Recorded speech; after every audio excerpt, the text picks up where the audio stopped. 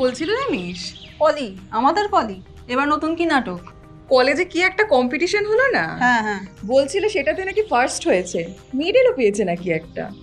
তো তুই দেখেছিস নাকি? আমি তো দেখিনি। ওকে বললাম যে কিরে দেখা কেমন মেডেল পেলি, বললো আলমারিতে তোলা আছে নাকি, দেখাতে পারবে না। দেখাতে পারবে না? বাবা, মেডেল পেয়েছে তা আবার আলমারিতে তোলা, দেখানো যাবে না। তা তুই বিশ্বাস করলি? দেখি তো নি, না চোখে দেখলে বিশ্বাস করবো কি করে? সেটাই কথা রে, নিজের চোখে না দেখলে যতক্ষণ না ওই মেডেলটা আমি দেখছি ততক্ষণ বিশ্বাস করা ঠিক হবে। চল চল বাড়ি চল এবারে। আচ্ছা, তোমরা কি কখনো কোনো ঘটনা শুধুমাত্র চোখে দেখে কানে না শুনে বিশ্বাস করেছো? আমাদের প্রায় সবারই কখনো না কখনো এমন হয়েছে যখন আমরা কোনো ঘটনা কারোর মুখে শুনেছি আর যাচাই না করেই বিশ্বাসও করে নিয়েছি। কিন্তু সবাই এমন করে না। সেই যে স্বামী বিবেকানন্দ বলেছিলেন, নিজে চোখে না দেখে কোনো কিছু বিশ্বাস করবে না। দর্শনের ক্ষেত্রেও এরকম একজন মানুষ হলেন ডেভিড হিউম, যিনি বলেছেন, যাকে ইন্দ্রিয়ের দ্বারা জানতে পারি না তার অস্তিত্ব স্বীকার করা যায় না। যেমন দ্রব্য, এই বিষয়টা তো তোমরা আগেই জেনেছ। এখন চলো দেখে নিই হিউম কোন কোন দ্রব্যকে কী কারণে অস্বীকার করেছেন।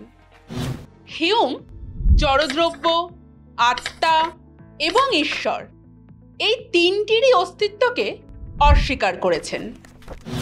প্রথমেই চলো দেখে নিই হিউম জড়দ্রব্যের অস্তিত্বকে কেন অস্বীকার করলেন। দেখো, হিউম দ্রব্যের আলোচনাতে দ্রব্যকে অস্বীকার করতে যে সমস্ত যুক্তি দিয়েছিলেন, জড়দ্রব্যের অস্বীকারের ক্ষেত্রেও তিনি সেই একই যুক্তি দিয়েছেন। যেমন ধরো, তুমি একটা বিশাল বড় টিউলিপ বাগানের সামনে দাঁড়িয়ে আছো। সেখানে টিউলিপ ফুল দেখে তার জ্ঞান তোমার হলো। আচ্ছা, এই যে টিউলিপ তোমরা দেখলে, তা দেখতে গিয়ে ঠিক কি কি বিষয় তোমাদের নজরে আসলো? টিউলিপের রং, তার আকার, বা ধরো তার যে টেক্সচার, সেটাও স্পর্শ করে জানতে পারলে। আচ্ছা বলো তো, এই রং, আকার, কোমল স্পর্শ, এই গুণগুলোর কোনোটা কি টিউলিপ ফুল? না। আর তাই হিউম বলেছেন, এই গুণগুলির সমষ্টিই হলো টিউলিপ ফুল।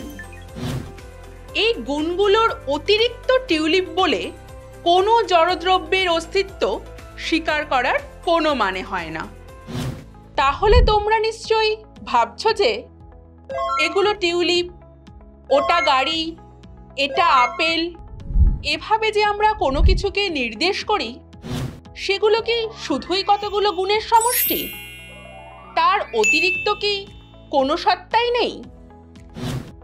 দেখো, হিউমের কথা মানলে বলতে হবে, এই যে আমরা বাস্তব জীবনে কোনো বস্তুকে নির্দেশ করে তার গুণের অতিরিক্ত কোনো সত্তা স্বীকার করি, সেটা আমাদের কল্পনা ছাড়া আর কিছুই নয়। ঠিক একইভাবে এই যুক্তি দিয়ে হিউম আত্মা বা মনের অস্তিত্বকেও অস্বীকার করেছেন। কারণ দেখো, এই যে রং, আকার, আয়তন, এই গুণগুলির বাইরে যে জড়দ্রব্য, তা যেমন আমরা জানতে পারি না, ঠিক তেমনই আবার সুখ, দুঃখ, রাগ, এইসব যে আবেগ অনুভূতি, তার বাইরে স্থায়ী শাশ্বত মন কি, তাও আমরা অভিজ্ঞতার দ্বারা জানি না। আর যাকে অভিজ্ঞতায় জানি না, চরমপন্থী অভিজ্ঞতাবাদী দার্শনিক হিসেবে হিউম যে তাকে মানবেন না, তা বলারই অপেক্ষা রাখে না।